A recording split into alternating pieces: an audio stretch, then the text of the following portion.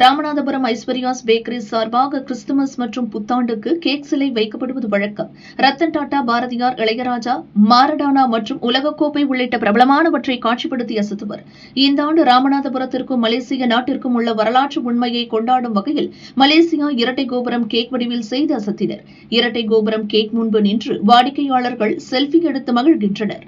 ஒவ்வொரு ஆண்டும் Christmas new year நேரத்தில் கேக்கு சிலை வைக்கிறது எங்கள் நிறுவனத்தில் பண்ணிக்கிட்டு இருக்கோம்.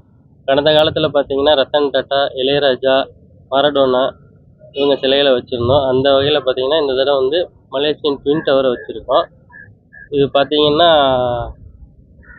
ராமநாதபுரத்துக்கும் மலேசியாவுக்கும் உள்ள தொழில் ரீதியான பல ஆண்டுகளாக இருக்கக்கூடிய இதை சிறப்பிக்கும் வகையில் இந்த தடவை நாங்கள் இந்த ட்வின் டவரை பண்ணியிருக்கோம்.